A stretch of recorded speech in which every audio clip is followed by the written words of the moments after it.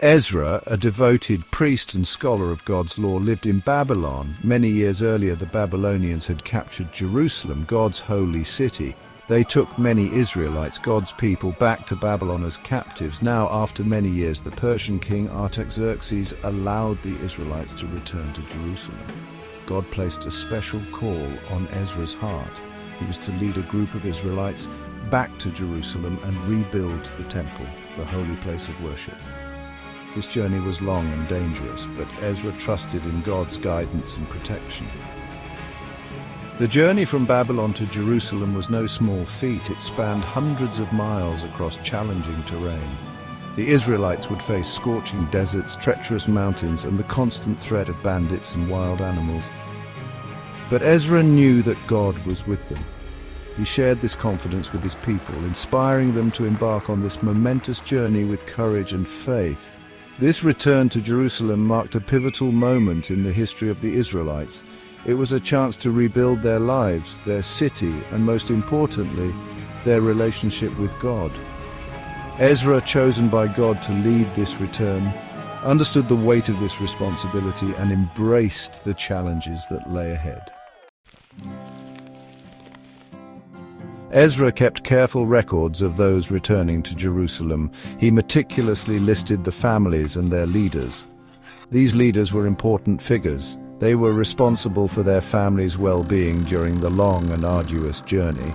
These weren't just names on a scroll, they represented generations who had longed to return to their ancestral home. Each name recorded by Ezra told a story of resilience and faith. It spoke of families who, even in exile, had kept their faith in God alive. These were the descendants of Abraham, Isaac, and Jacob, chosen by God to inherit the promised land. Now, they were finally going home. Ezra's meticulous record-keeping went beyond just names and numbers. It reflected his deep respect for his heritage and his commitment to preserving the memory of his people. It underscored the significance of lineage and belonging in the lives of the Israelites. The group journeyed from Babylon until they reached a place called the Ahava Canal. They stopped there to rest and make preparations for the rest of their journey. As Ezra reviewed the people gathered there, he noticed something troubling. There were no Levites among them. The Levites were a special tribe within the Israelites. God had chosen them to serve in the temple. They were essential for conducting the rituals and sacrifices that were central to the Israelites' worship. Without the Levites, the rebuilding of the temple and the restoration of proper worship would be incomplete. Ezra's heart sank. He knew the vital role the Levites played in the temple service. Their absence was a serious problem. He realized he needed to find Levites willing to join their journey to Jerusalem. Ezra knew just the person to ask for help. He sent a message to a man named Iddo, a leader in a nearby Israelite community. Ezra asked Iddo to send Levites and other temple servants to join them on their journey to Jerusalem. Iddo responded positively to Ezra's request. He sent a group of Levites along with their families and assistants to join Ezra's caravan. This was an answer to prayer. God had provided the people they needed to ensure the proper worship in the temple upon their arrival in Jerusalem. Ezra was overjoyed at the arrival of the Levites and temple servants. He saw this as a sign of God's favor and blessing upon their journey. He welcomed the Levites and thanked God for his faithfulness. Section 5. A time for humble prayer, seeking God's protection. Ezra was deeply aware of the dangers that lay ahead on their journey. He knew they would be traveling through dangerous territories, vulnerable to attacks from bandits and wild animals. He also knew the journey itself, with its harsh conditions, could be perilous. Ezra called the people together. He proclaimed a time of fasting and prayer. They humbled themselves before God, confessing their sins and asking for his protection on their journey. They recognized that their safety and success depended entirely on God's grace. Ezra's faith resonated with the people. They joined him in prayer, seeking God's blessing for their journey. This act of collective prayer and fasting unified the Israelites and strengthened their resolve to face the challenges ahead. Section 6. Treasures for the Temple, a Sacred Convoy. Before leaving the Ahava Canal, Ezra took inventory of the valuable items entrusted to them by King Artaxerxes. These weren't just any possessions, they were treasures meant for the temple in Jerusalem. There were gold and silver vessels, precious articles used for worship, and generous offerings from the king and other Israelites who couldn't make the journey. Ezra knew the importance of these treasures. They represented the devotion of the people and the king's support for the rebuilding of the temple.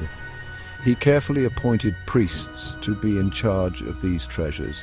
He instructed them to guard them with their lives. Their journey wasn't just about returning home. They were also entrusted with rebuilding the heart of their faith, the temple. The treasures they carried weren't just material possessions.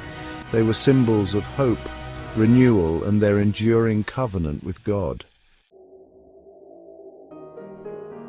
Section 7. A journey under God's watchful eye, safe passage to Jerusalem.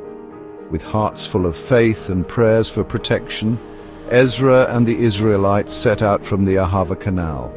They journeyed for many miles through deserts and hills, following the ancient paths that led towards Jerusalem.